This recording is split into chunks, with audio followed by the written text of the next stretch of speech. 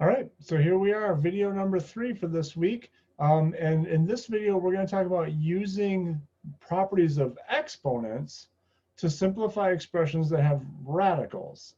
And so in the last video, I indicated that the ability to switch between radicals and exponents has two main purposes. The first purpose was just to help us evaluate things, and we looked at that in the last video. But in this video, we're looking at the second main purpose, and that's to help us simplify expressions. And so with that said, let's get started. For our learning objectives, the first learning objective is a carryover from last time. We still need to be able to switch back and forth between radicals and exponents. But then the second one is to simplify radicals by using the properties of exponents. And I will say, just as a side note, the property that we'll use the most by far is the distributive property.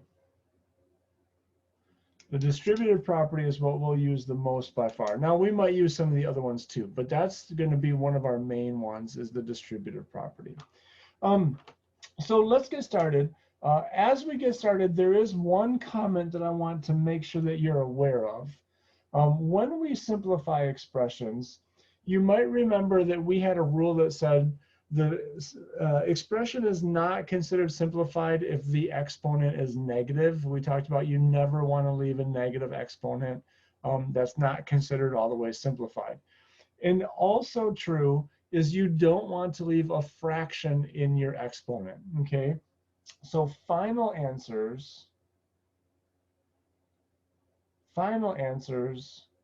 will not have they won't have fractions in the exponent, but remember the technical name for fractions is rational exponents, okay? So they will not have rational exponents.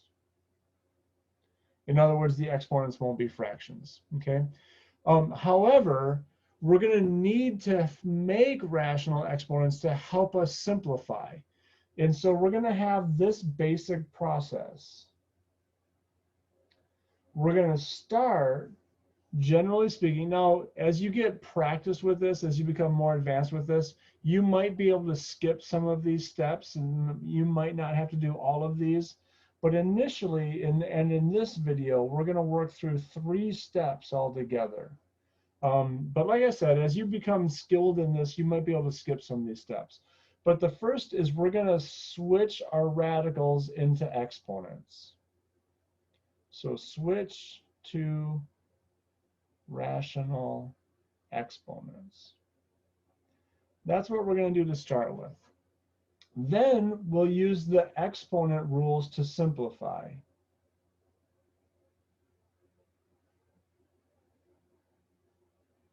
Use the exponent rules to simplify. So that will feel very much like what we did last week. And then finally, if we still have any fractions in our exponents, then we'll switch back.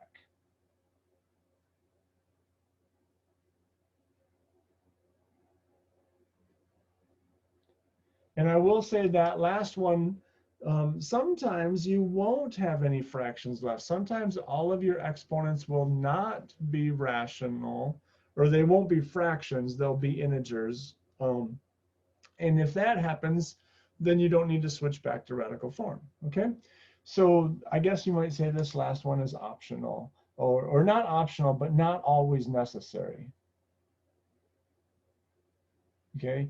If you can do it, you need to do it. So it's not that it's optional, but sometimes you won't be able to do it. And so therefore it's not always necessary.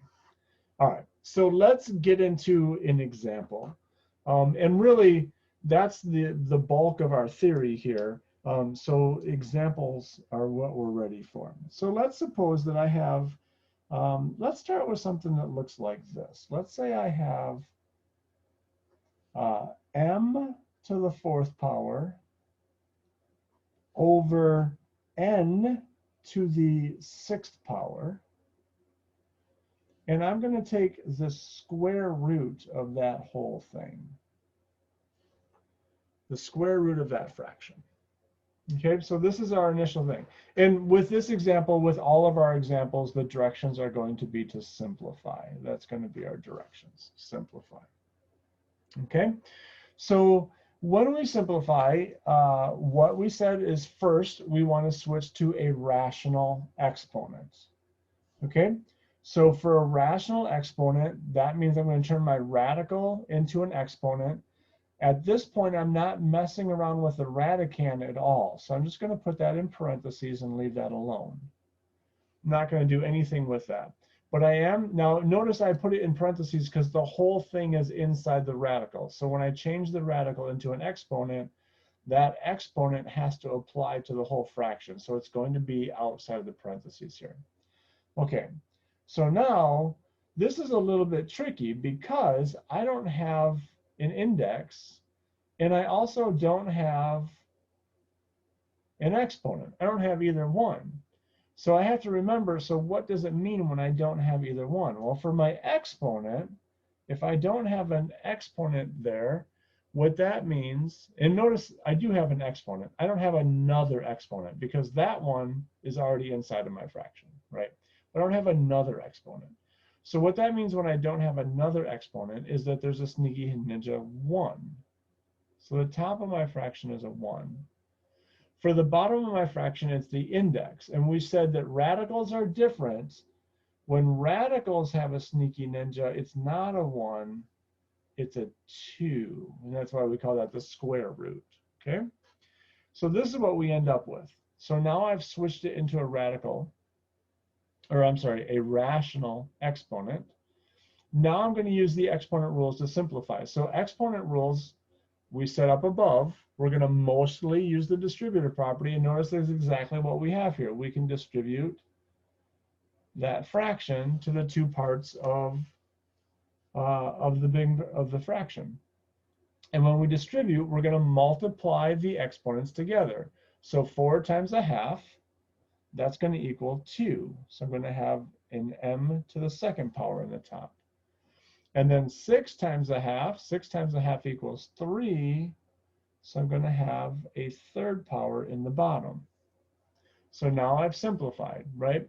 These don't cancel anymore because the bases are different. So now I've simplified, that's done.